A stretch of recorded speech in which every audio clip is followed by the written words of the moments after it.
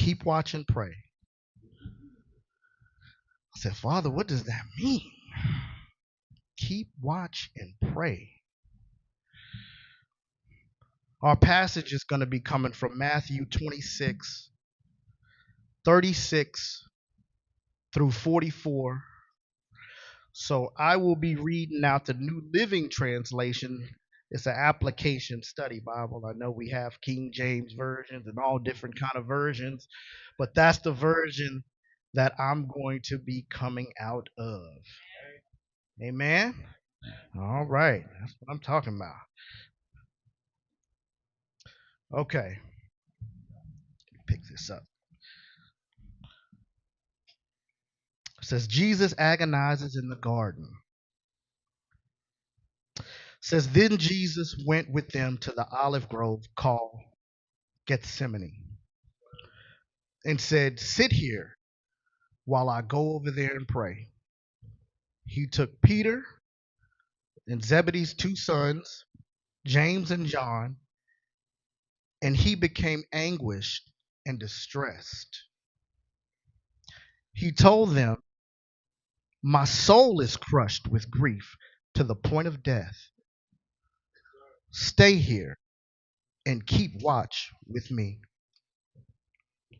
He went a little further and bowed his face to the ground, praying, "My Father, if it is possible, let this cup of suffering be taken away from me. Yet I want your will to be done, not mine." Then he returned to the disciples and found them asleep. He said, "Peter, couldn't you watch with me even 1 hour? Keep watch and pray so that you will not give in to temptation. For the spirit is willing, but the body is weak." Then Jesus left them a second time and prayed, "My Father, if this cup cannot be taken away unless I drink it, your will be done." When he returned to them again, he found them sleeping, for they couldn't keep their eyes open. So he went to pray a third time, saying the same things again. Then he came to the disciples and said, "Go ahead and sleep. Have your rest. But look, the time has come. The Son of Man is betrayed into the hands of sinners. Up, let's be going. Look, my betrayer is here."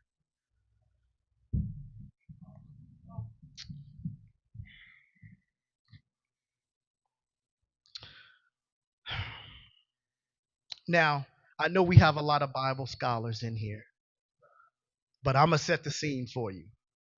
So I told y'all I have a vivid imagination.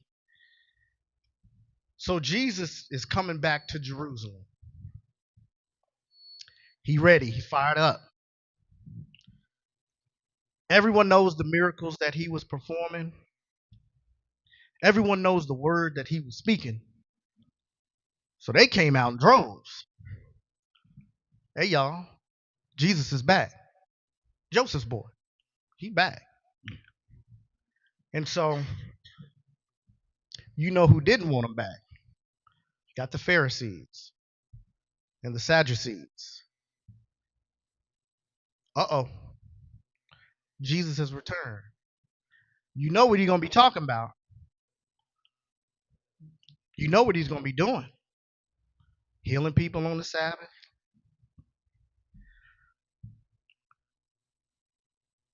Telling people about how it's a personal relationship inwardly.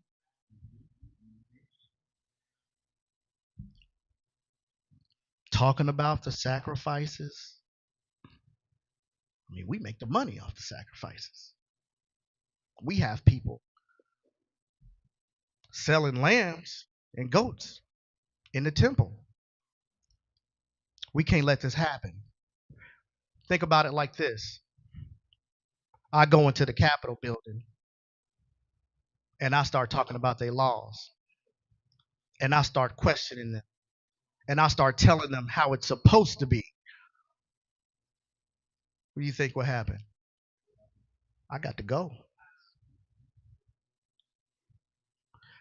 So they came to the conclusion that Jesus got to go. So this is right after Jesus had told the disciples, the 12, I call them the 12. He told the 12 about the end times and what to look for when he's coming back. And after that, they went down to a garden. And it's a Hebrew word, and I'll pronounce it the best way I can, but it's called Gatshumanim. Gatshumanim, which is commonly referred to as Gethsemane. It was an olive grove. And so that word stands for oil press. And so when they would make olive oil, there would be a huge pit, and they would have these large rocks, and they would put crushed olives in these pits. But that's not the end of the process. They would lower these rocks down to crush the olives even further, and then oil would run out. And that's how they were collected. So it's only fitting that in this passage, Jesus is being crushed with anguish. See why he's still 100% God? He was also human as well. And sometimes we have our own times to where we're being crushed with anguish and we're going through things. I promise you, I'm going to get through it. I'm going to get through it.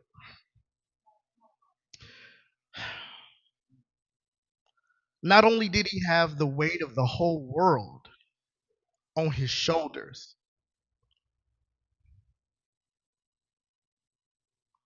not only is he being sought after by the Pharisees, but his 12, sometimes they don't even understand. And he's thinking about his mother as well. See, in, in those times, men, especially if the father died, the oldest son would have to take over. So, as far as I know, Jesus was the oldest. So, he had to think about his mother and how he's going to prepare a way for her. So, I got a call from my aunt, and my mother, she's 75 years old. She's about to have another birthday. She'll be 76. God bless her soul. She taught me so much. Um, she told me, she said, I'm worried about your mother. She said she came to church and she didn't look right. And there were some things that she saw that wasn't right. And she said, I'm talking to you because I know that you're a believer.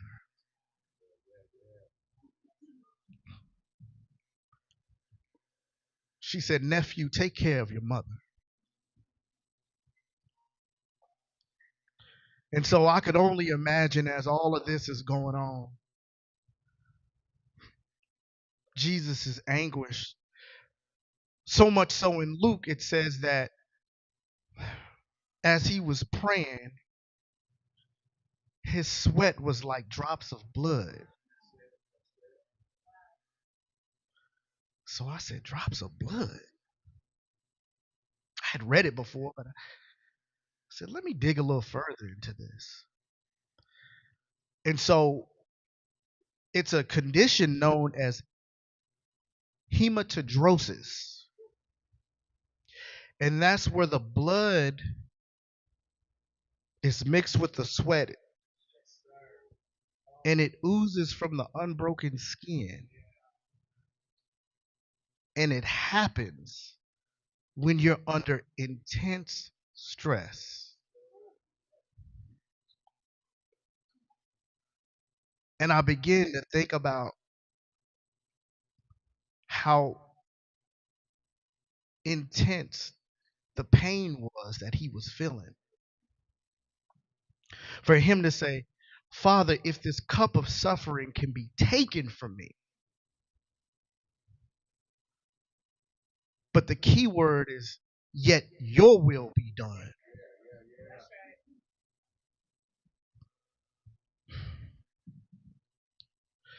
So the disciples, and I'm a shift a little bit. I shift sometimes, so y'all don't have to work with me now.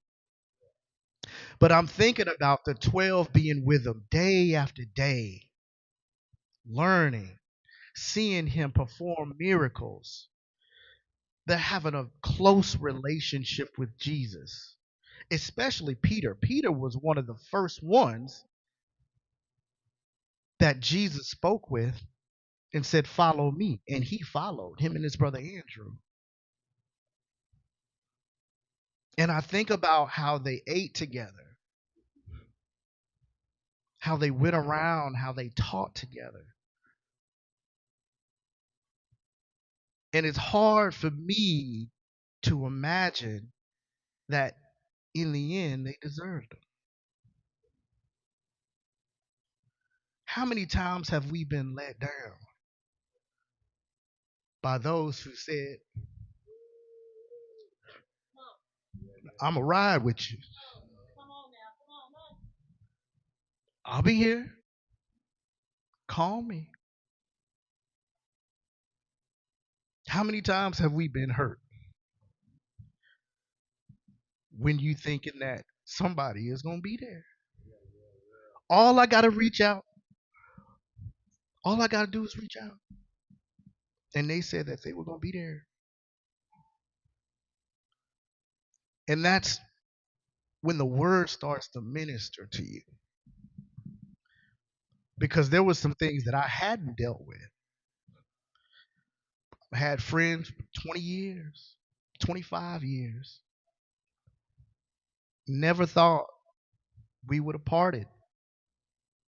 My wife knows this all too well. He knows my dad. I know his dad. He knows my mom. Unfortunately, his mom passed away when he was younger. We went to summer school together. So you know we was acting up in class. He knows my story. He's seen me. But yet there was a parting of ways. Deserted.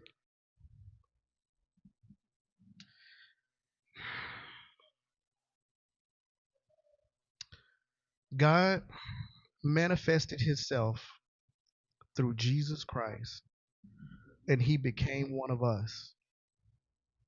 So we have to understand that he knows the pain. He knows sadness. He knows hurt. He knows loss. He's qualified. He's qualified. At my job, so I'm the safety guy, right? That's what I do. Make sure everybody's safe, right? And it's a little bit easier for me to talk to the employees because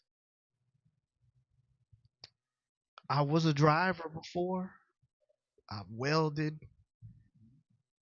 builded, Worked 15 hours, 16 hours, so much so my wife used to call me and say, when you coming home? Can they even keep you that long at work? I'm like, baby, calm down, calm down. See, even before I would get off, I would get my schedule for the next day. So I'd be getting off at 8 o'clock. I call in, they had this, they called it the call out. And, this magic lady, as I called her, but she would say, you coming in at 3 a.m. It was automated. And so I know what it's like to work for 15, 16, 17 hours, not being able to see. I'm newly married, so I knew I was going to have to make a change.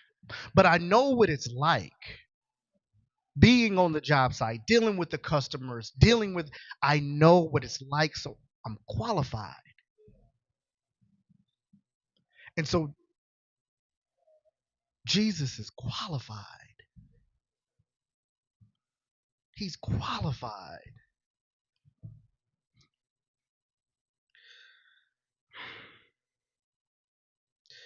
So I'm going to read Matthew 26:38.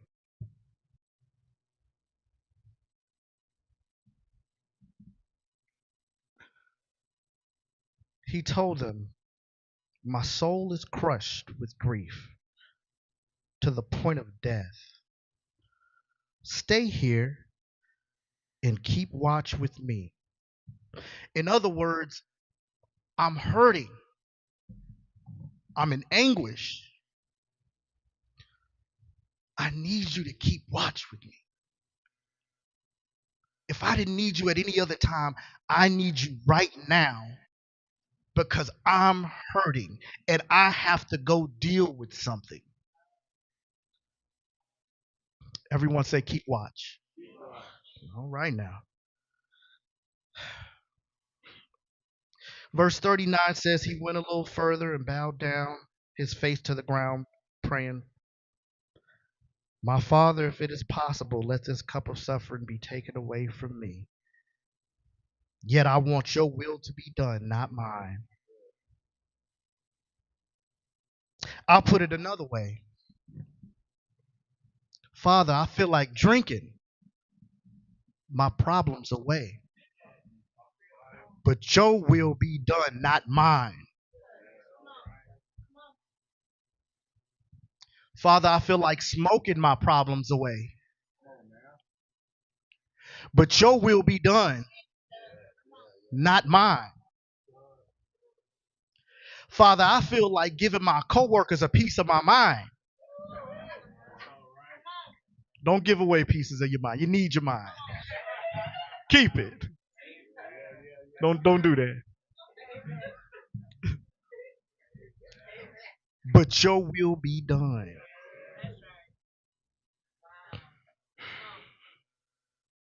Everybody say keep watch. Can someone read Matthew 26 verses 40 and 41? I could read it, but I like to get everybody involved. Then he returned to the disciples and found them asleep. He said to Peter, couldn't you watch with me even 1 hour? Keep watch and pray, so that you will not give into the temptation. For the spirit is willing, but the body is weak. That's fine. Thank you. Keep watch and pray. Could you not keep watch with me even 1 hour?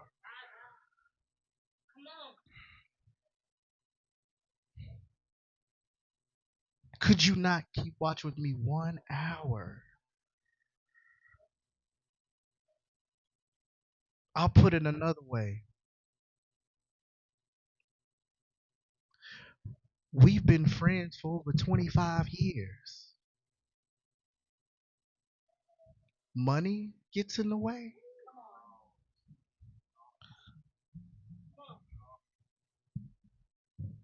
We've been together through thick and thin. Money gets in the way.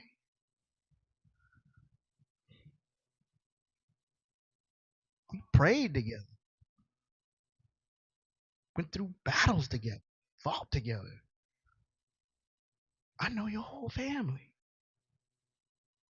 Money gets in the way.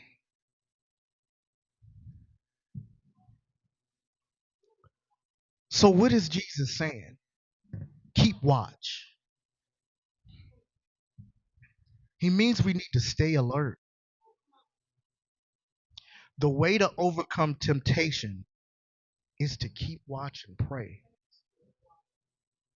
See, the enemy attacks when we're most vulnerable.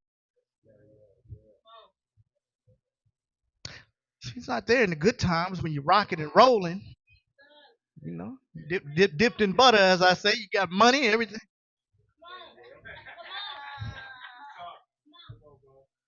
But he gonna hit you when you're down. When Jesus was in the wilderness,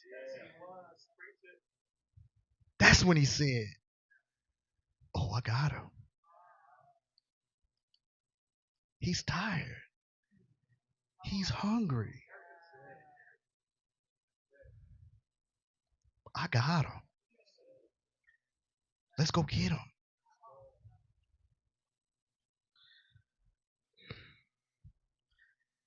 In this season, if you found yourself being, or have you found yourself being spiritually asleep?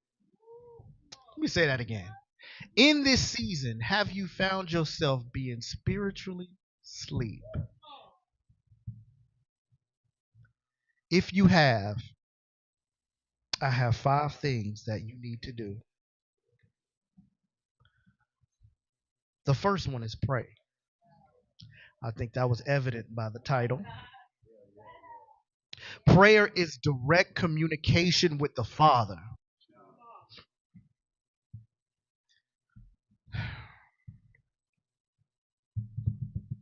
I'm going to get through it.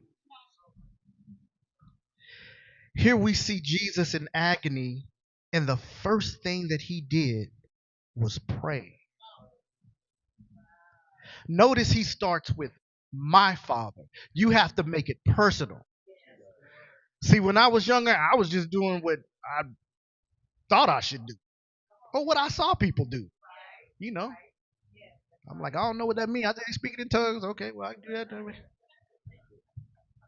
Okay, they doing this. Okay, I'll do that. I'll do this too. I get on my knees. Okay, well. But it's a personal relationship. He says, my Father. We have to make it personal. See, throughout Jesus' ministry, he made time to get by himself and pray. My grandmother always used to say that. If you don't know how to do nothing else, know how to pray. And you going to church. All right, Grandma. See, the enemy will cause distractions in your life and keep you from communicating with God. You got to fight to make the time. Because it'll always be something. I hear people, well, God's still working on me. I think in my mind, I'm like, he's been working a long time, but you have to fight to make the time because it'll always be something. There's over 800 employees that we have. It's always something. Mr. Jones, you think I can get a pair of boots? Mr. Jones, I think I might have broke my finger. Oh, Lord. It's always something.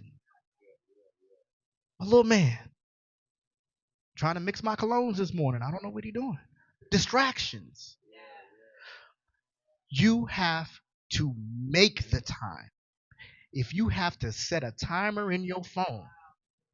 Matter of fact, I'll ask, because I was asked, what is the first thing that we do when we wake up?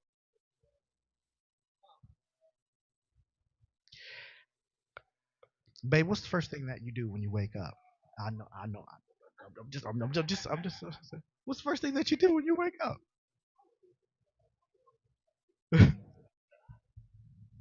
I get it. Elder Milton, what's the first thing you do when you wake up? Okay, all right. Hey, okay. That's top four answers on the board. I got you. Hey, I understand. I understand. Trust me, I understand. Deacon Ryan, what's the first thing did you do? Okay, drink some water. That's what I'm talking about. That's also top four answers on the board. Okay, I got you. And I'm interactive, so I don't mean nothing by it. I promise you, I don't, because it was asked to me. Brother Jones, what's the first thing you do when you get up? I said, I think about my day and what I have to do. But what we should do is say, as soon as we are coherent enough, Father, I thank you. Father, I thank you for waking me up. I thank you for allowing me to be able to draw breath. Thank you that all my limbs are working. Thank you that my child is safe. Thank you that my relationship is right. Thank you for the job that I have. Thank you for the vehicle I'm going to go to in my job or to my job with. Thank you. It took me a while to get that. I got it now. I got it now. As soon as I wake up, thank you, Father. Thank you. Take 2 seconds. So now somebody asked me. I got the answer. Mm. Keep watching, pray. The verse ends with verse 41. I wrote a little light there. But in verse 41, Jesus tells Peter, keep watching, pray so that you will not give in to temptation. The verse ends with, for the spirit is willing, but the body is weak. There are times when our spirit desires to do something. We want to do it. But the body is weak. Father, I want to get up. I want to do that. I want to get up at 3 a.m. and I want to pray, Father. But Father, I'm tired. The spirit is willing, but the body is weak. The only way that we can get the strength to be able to do that is from God. We have to pray for the strength to be able to do it because we're human. We have emotions. We have needs. We need nourishment. We get tired, especially if you got a 4-year-old. I understand. Father, give me the strength to get through. Jesus needed the strength to get through.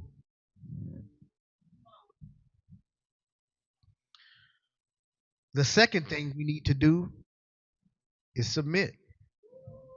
Uh-oh. I don't know why it is, but some people look at submit like it's a bad thing. Submit? What you talking about submit?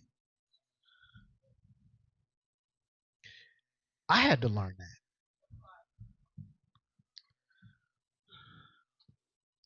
The definition of submit is to accept or yield to a superior force or to the authority or the will of another person.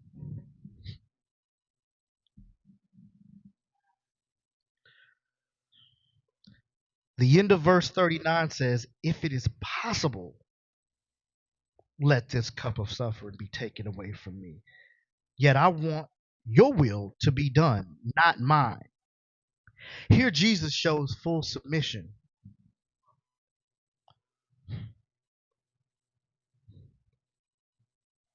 Your will be done, not mine. Family, God did not allow us to have these responsibilities and resources to take time away from Him. God did not God did not open up avenues for you to get a job so that it takes time away from him. I had to learn that the hard way. I'm gonna get two jobs. I'm gonna double my money. But now I'm not in service. I'm gonna do some odd jobs on the side. I know how to build. My dad taught me. But now I have no time.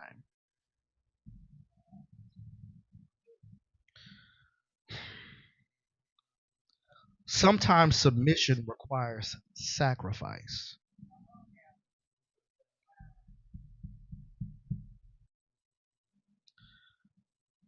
Number three is obedience. Every time I think of that word, I'm gonna think of Deacon Ryan. I really can cruise past this one because he handled it. But he made me think, am I being obedient? And y'all know me, I like to do definitions.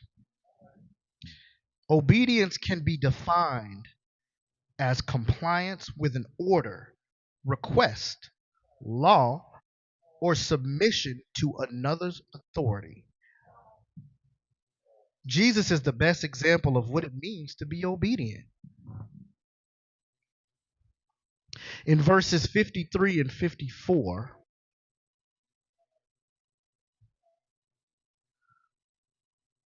while Jesus is getting arrested, you know what? Let's read that one. Matthew 26:53 and 54.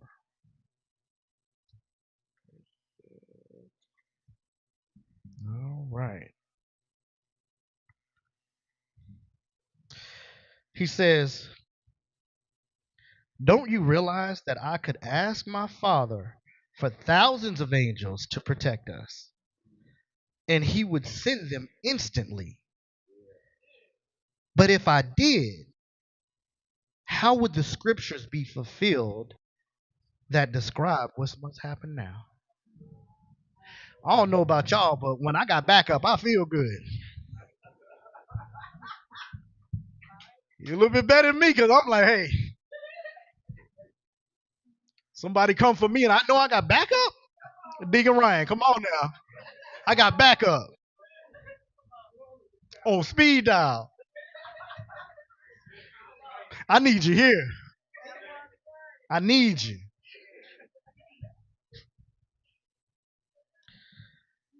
But he understood that he needed to be obedient so the scriptures could be fulfilled because he had a mission.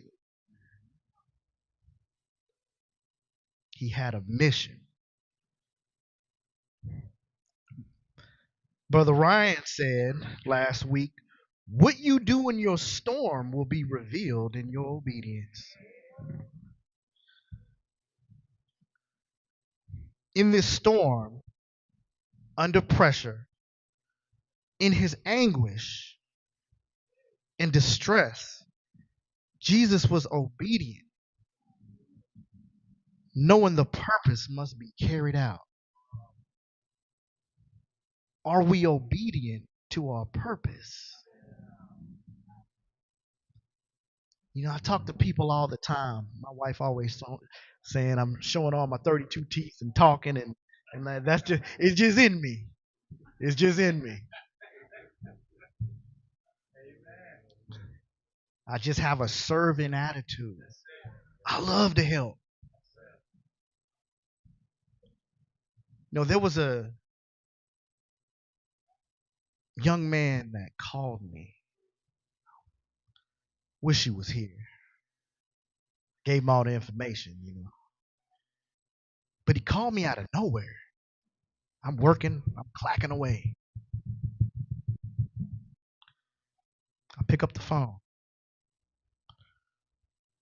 His name is, well, I won't say his name, but he was a young man that worked for the company. And I heard his voice, and I could tell that he was suffering. Just called me out of nowhere on Friday. About 10 a.m. By 10 a.m., I'm rolling. He said, Mr. Jones, I need help. So, I'm the safety guy. So I'm like, all right, well, what you on a job site or something? Something wrong? You crushed your finger or something? What's going on? He said, I'm having problems in my life. I'm having a problem with alcohol. And I don't know what to do. And at that moment, I said, brother, I'm going to pray for you. And I prayed. See, sometimes, I'll say it like this: your job is not your purpose.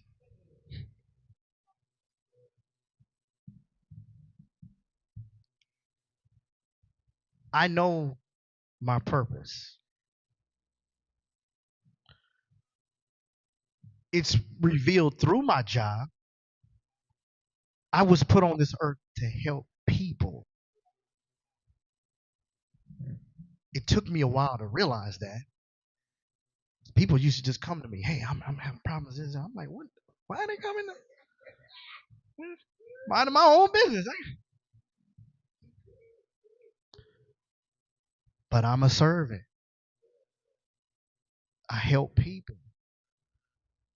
And even through the midst of my storms, my anguish, my hurt, my pain, I'm obedient and help people. And sometimes when people are not there for you, you got to trust in the Lord. Especially doing ministry. See, I know it was God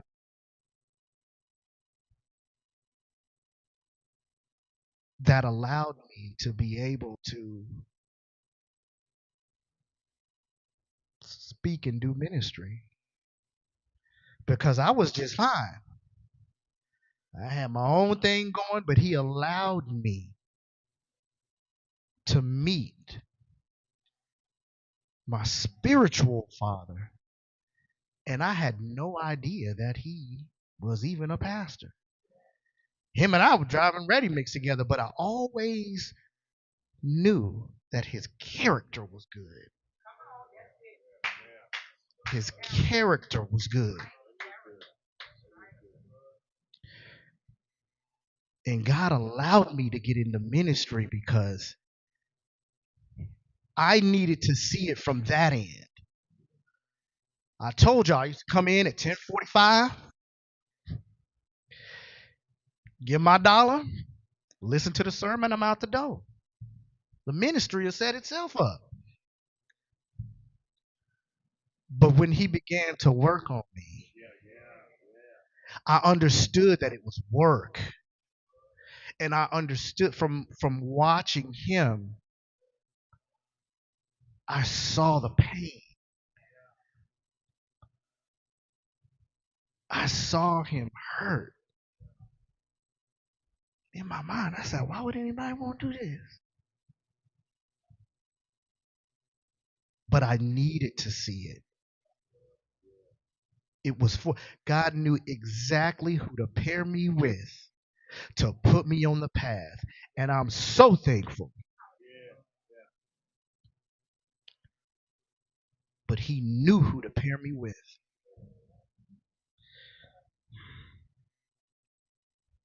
If you don't know your purpose, well, one, you need to pray. But two, your purpose comes from God. It's not our purpose to be a coworker, an employee, parent. Our purpose comes from God. Pray. And I know we like an answer right there. We live in that age. I want a pizza. I guarantee you, I can get on my phone. I can have one here in about 8 minutes. We want the quick. But God doesn't always work like that. But silence doesn't mean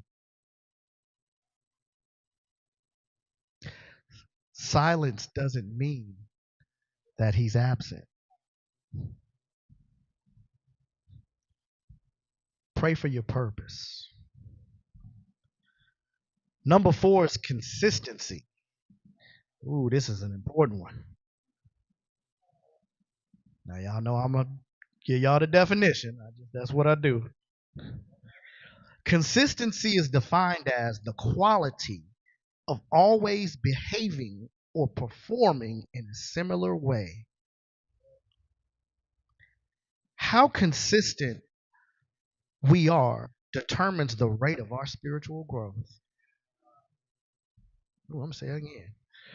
How consistent we are determines the rate of our spiritual growth. If you feel you're not growing, think, are you being consistent? And I'm not just talking about, I'm talking about me too. Nobody is exempt from the test. I wish I was. Nobody is exempt from the test. How consistent are we being? Are we consistently praying for one another? Are we consistently there for one another? Are we consistently asking, are we okay? I know we're busy. I got the saying at work. I said, I'm busier than a one legged chicken. Now, look, I don't know what that means, but it sounds busy.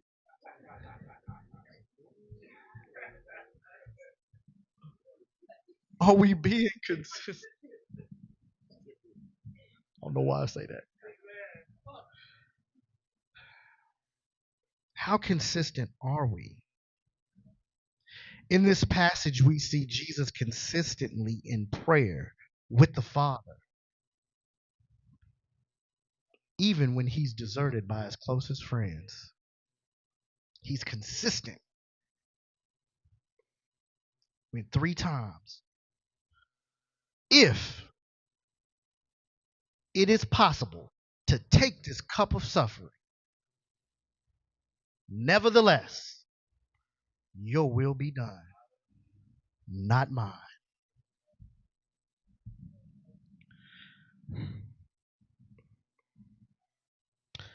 In this garden, there was only 11 disciples because Judas, he telling, right? He telling at this time. So it's 11.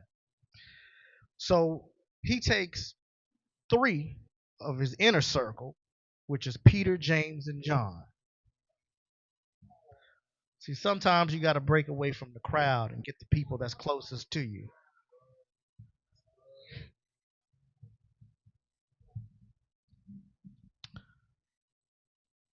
But as he needed to go deeper and his suffering increased, he went off by himself.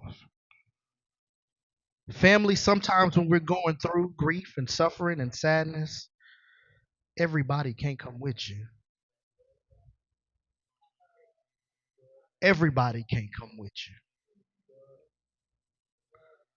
We remember Abraham, Isaac, told a servant, stay here. Everybody can't come with you.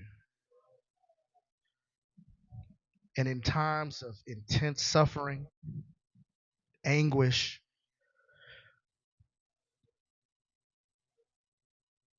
a lot of times you're on your own. But that's why you have a personal relationship with Christ, because he is the one that's going to give you the strength to get through. I'm almost done now. The last one is forgiveness. I don't think I need no definition on this one. Come on now. We see here that even though Judas betrayed him,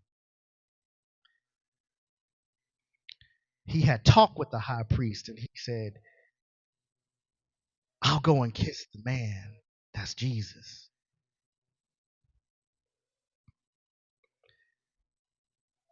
He still referred to him. And I don't understand this. I do, but I'm a little bit different because I don't know if I could. Well, I go.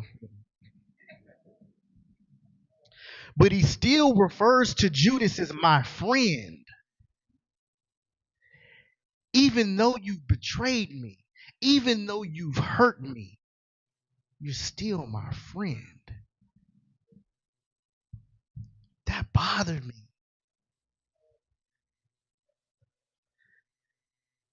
But I would have had a lot to say, but it wouldn't have been my friend. But even as he's bringing people to arrest him, he says, my friend.